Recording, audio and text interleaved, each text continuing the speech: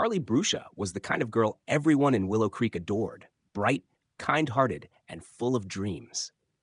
Lucas Pruitt and Nathan Reeds, on the other hand, were the town's shadows, lurking in the background with secrets darker than anyone could imagine. When their paths crossed on a fateful Valentine's Day, it set off a chain of events that would leave a once peaceful community shattered and searching for answers to a crime that defied comprehension. The town of Willow Creek was the kind of place where life moved at a gentle, predictable pace. Nestled between rolling hills and dense woods, it was a picturesque community where families felt safe, neighbors trusted one another, and children played freely in the streets. Everyone knew everyone, and the rhythm of daily life rarely strayed from the ordinary. It was in this serene setting that 13-year-old Carlie Brucia grew up, a bright, spirited girl with an infectious smile and an unwavering love for the outdoors. Carlie was well loved by those who knew her. She excelled in school, adored her younger brother, and was often seen riding her bike down quiet roads or helping her mom in the garden. Her parents, devoted to their children, were proud of the person she was becoming, a kind, thoughtful teenager with dreams of becoming a veterinarian one day. On Valentine's Day, Carlie had planned to spend time with her friends after school, as it was a rare sunny afternoon in the middle of February. She waved goodbye to her mom that morning, promising to be home by dinner. When evening came and Carlie still hadn't returned, her family began to worry. At first, they reasoned that she had lost track of time, but as darkness fell and calls to her phone went unanswered, the worry turned into full-blown panic. Her parents called her friends, hoping to hear she was with someone, but no one had seen her since school let out. By 10 p.m., they called the police. The entire town sprang into action when news of Carlie's disappearance spread. Search parties formed almost immediately, with neighbors and volunteers scouring nearby parks, trails, and neighborhoods. Flyers with Carlie's photo were quickly printed and distributed, taped to storefront windows, street lamps, and mailboxes. Her face, a sweet, hopeful expression framed by long, dark hair, stared back from every corner of Willow Creek, urging anyone with information to come forward. The local police department treated the case with urgency, knowing that in missing person cases involving children, the first 48 hours were crucial. They retraced Carlie's route home from school, checking every possible lead. Late the next day, a breakthrough came when a local gas station attendant contacted the police. Reviewing the station's CCTV footage revealed the horrifying truth. Carlie had been walking alone, her backpack slung over one shoulder, when a man approached her. The man, dressed in dark clothing with a hood pulled over his head, walked quickly to catch up with Carlie. She seemed startled at first, her steps faltering as he reached out and grabbed her arm. Within moments, he was leading her out of the camera's view. The footage was grainy, but clear enough to show that Carlie hadn't gone willingly. The town's collective fear turned to anguish. This was no longer a case of a girl who had wandered off or run away. Carlie had been taken, and her abduction shattered the illusion of safety that had long defined Willow Creek. For her family and community, the nightmare was only beginning. Detectives immediately poured all their resources into finding Carlie Brucia. The grainy CCTV footage was the first real piece of evidence, and while it didn't reveal the suspect's face, the distinct tattoo on his left hand stood out. The design, intricate and unique, could potentially lead them to the person responsible. Investigators circulated the image of the tattoo to local law enforcement and community groups, hoping someone would recognize it. Meanwhile, officers conducted door-to-door interviews with residents near the gas station. Some recalled seeing a suspicious figure loitering in the area around the time Carlie disappeared, but descriptions were vague. The lack of concrete leads frustrated investigators, but they remained determined. Every officer knew the clock was ticking. As word of Carlie's disappearance spread, tips began pouring in. One particularly promising lead came from a local mechanic who recognized the tattoo. He remembered a man named Lucas Pruitt, a regular at his shop, who had the same design inked on his hand. Lucas had been in the area recently and had a reputation for trouble. His criminal record revealed a history of petty theft and assault, making him an immediate person of interest. Armed with this information, Detectives tracked Lucas down to a small, rundown motel on the outskirts of Willow Creek. When officers arrived, Lucas seemed unfazed by their presence, insisting he had nothing to do with Carlie's disappearance. His calm demeanor was unsettling, but he agreed to accompany them for questioning. While Lucas was in custody, investigators obtained a warrant to search his home and vehicle. What they found sent a chill through the entire team. In a shed behind his property, they discovered a torn piece of fabric that matched the description of the clothes Carlie had been wearing. Strands of long, dark hair were tangled in the fabric, and forensic analysis would later confirm they were a match to Carlie. Despite the mounting evidence, Lucas continued to deny any involvement. He claimed the fabric must have been planted and insisted he had an alibi for the time of the abduction. However, when detectives reviewed security footage from nearby stores, they uncovered even more incriminating evidence.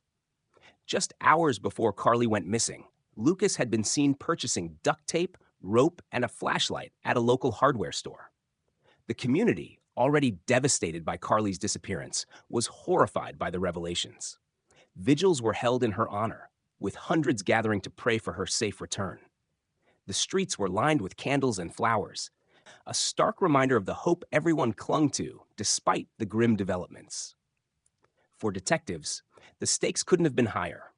They were convinced Lucas was involved, but they couldn't shake the feeling that there was more to the story. His defiant attitude, coupled with the lack of direct evidence linking him to Carlie's abduction, left lingering doubts. The search for Carlie continued, and as each day passed, the urgency to uncover the truth grew stronger. The discovery of the torn fabric and other evidence at Lucas Pruitt's property confirmed what investigators had feared. Carlie Brucia had likely been abducted, and her life was in imminent danger. But while the police had their primary suspect in custody, the most pressing question remained unanswered. Where was Carlie? As the investigation intensified, authorities began piecing together Lucas's movements on the day of Carlie's disappearance. Surveillance footage, eyewitness accounts, and credit card transactions painted a partial picture of his activities, but critical gaps still existed. Investigators were determined to fill those gaps, knowing that even the smallest detail could lead them to Carlie. The first significant breakthrough came from a clerk at a convenience store who recognized Lucas's face from a news report. The clerk recalled seeing him the day Carlie disappeared. Lucas had purchased a pack of cigarettes, a bottle of water, and, curiously, a map of the local forest reserve. This detail set off alarm bells for detectives. The forest reserve was vast, with miles of trails and dense foliage, making it an ideal place to hide someone or something. Search teams were dispatched to the reserve immediately. Canine units, drones, and volunteers combed through the area, hoping to find any trace of Carlie. Hours stretched into days, and while some discarded items were found, none were linked to the missing girl. Despite the lack of results, detectives refused to give up. They knew that the reserve was likely significant, even if they hadn't yet uncovered its role in the case. While the search continued, a new twist emerged. The police received an anonymous letter written in shaky, almost childlike handwriting. The letter claimed that Carlie was alive and being held at an undisclosed location. It provided vague instructions, mentioning an abandoned barn on the outskirts of town. Though the letter could have been a cruel hoax, authorities couldn't afford to dismiss it. A team was sent to the barn, a decaying structure that had long been unused. The air inside was thick with dust, and sunlight filtered weakly through the cracked wooden slats. In one corner, they found evidence of recent activity, footprints in the dirt and empty food wrappers. However, there was no sign of Carlie. Frustrated but undeterred, investigators turned their attention to the letter itself. Forensic experts analyzed the paper and ink, discovering faint indentations from previous writing. Using advanced imaging techniques, they uncovered what appeared to be a partial address, scribbled hastily and later erased. This new lead reignited hope. As detectives followed this clue, they unearthed another chilling possibility. Lucas might not have acted alone. Witnesses began coming forward, reporting sightings of Lucas with a man who fit the description of Nathan Reeds, a known associate with a history of violence. The possibility of a second suspect added a new layer of complexity to the case. every moment felt like a race against time. The more they uncovered, the clearer it became that Carlie's fate depended on unraveling the truth, and doing so before it was too late. The discovery of Nathan Reeds as a possible accomplice sent shockwaves through the investigation. Nathan was no stranger to law enforcement, with a criminal record that included stalking, trespassing, and harassment. Known for his volatile temper and erratic behavior, he was a loner who lived in a small trailer on the outskirts of town.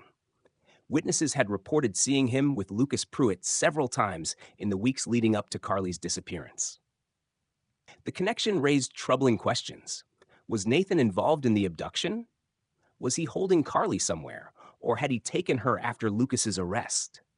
Detectives wasted no time tracking Nathan down. When they arrived at his trailer, the scene was unsettling. The windows were covered with tattered curtains, and the yard was littered with trash and old appliances. Despite his initial denial of any involvement, Nathan's behavior was erratic, and his alibi for the day of Carlie's disappearance was suspiciously vague. The police took him into custody for further questioning while they searched his property. Inside Nathan's trailer, investigators found a collection of disturbing items. A series of notebooks filled with incoherent ramblings and crude drawings included references to a girl fitting Carlie's description. More alarming was the discovery of a map with several locations circled, including the abandoned storage unit where evidence linked to Carlie had previously been found. Among Nathan's belongings were lengths of rope and duct tape similar to those Lucas had purchased. The evidence painted a grim picture of a man who might not only have been involved in Carlie's abduction, but could also be holding crucial information about her whereabouts. Nathan's arrest didn't provide immediate answers, but his connection to Lucas opened new lines of inquiry. Detectives began delving into their relationship, uncovering a disturbing pattern of behavior. The two men had bonded over shared criminal activities and a mutual disdain for authority. Witnesses described them as inseparable in the weeks before Carlie's disappearance, often seen together at bars and remote hangouts. As investigators pieced together the timeline, they discovered a chilling possibility. Lucas and Nathan may have planned the abduction together, with each playing a distinct role. Lucas, known for his manipulative charm, was likely the one who lured Carlie initially. Nathan, on the other hand, was the enforcer, responsible for ensuring she remained hidden. The pressure to find Carlie intensified as evidence mounted against Nathan. Forensic analysis of his belongings revealed traces of soil that matched the forest reserve where search teams had previously been deployed. This discovery led authorities to revisit the area with a more targeted approach. Canine units focused on a specific section of the reserve, uncovering what appeared to be a makeshift campsite. Among the items found was a torn piece of Carlie's schoolwork, further confirming she had been there. Yet, even with these breakthroughs, Carlie herself remained missing. Every discovery brought both hope and despair. The case was no longer just a search for a missing girl. It had become a desperate race to save her from an unimaginable fate. Detectives knew they were closing in, but time was running out, and the stakes had never been higher. With Lucas Pruitt and Nathan Reeds both in custody, investigators pushed harder for answers. The mounting evidence against the two men made it increasingly clear they had played central roles in Carlie Brucia's abduction. Yet, crucial details about what had happened to her remained elusive. The pressure on both suspects was immense, and it was Nathan who finally cracked under the weight of the investigation. During a particularly grueling interrogation, Nathan broke down and confessed to his involvement, providing a chilling account of the crime. According to Nathan, the plan to abduct Carlie had been Lucas's idea. He claimed Lucas had chosen Carlie at random, seeing her as an easy target when she walked home alone. Nathan's role had been to provide a remote location where they could hide her. But as the days passed and media coverage intensified, their partnership unraveled. The pressure of the search, combined with Lucas's volatile nature, led to a bitter falling out. Nathan admitted that Lucas had left Carlie in his care, while Lucas tried to cover their tracks. He revealed that Carlie had been alive for days after her abduction, and that he had moved her multiple times to avoid detection. However, as the investigation closed in on Lucas, Nathan panicked, fearing that his involvement would be exposed. It was then that he made a horrifying decision. He could no longer risk being caught with Carlie. Nathan's confession led investigators to a remote creek deep within the forest reserve. The area was isolated and overgrown, nearly impossible to access without guidance. Search teams scoured the location, and after hours of painstaking work, they made the devastating discovery. Carlie's lifeless body was found hidden beneath a shallow layer of leaves and dirt near the water's edge. She had been gone for days. The discovery brought an end to the search, but shattered the hope that Carlie might still be alive. News of her death spread quickly through Willow Creek, plunging the once hopeful community into collective mourning. The outpouring of grief was overwhelming as residents gathered to honor her memory. Vigils were held, and makeshift memorials appeared around town, filled with flowers, candles, and handwritten notes. The trial that followed was one of the most highly publicized in the state's history. Prosecutors painted a harrowing picture of the events leading up to Carlie's death, outlining the roles Lucas and Nathan played in the crime. The evidence against them was overwhelming. The CCTV footage, forensic findings, and Nathan's confession left no doubt about their guilt. Both men were convicted of first-degree murder and sentenced to life without the possibility of parole. For Carlie's family, the convictions brought a measure of justice, but could never erase the pain of their loss. Her story became a rallying cry for greater awareness about child safety and community vigilance. Though Carlie's life was tragically cut short, her memory inspired a movement to protect other children from similar fates. Willow Creek would never be the same. But it carried forward her legacy, a reminder of both the fragility of innocence and the resilience of a community united in grief.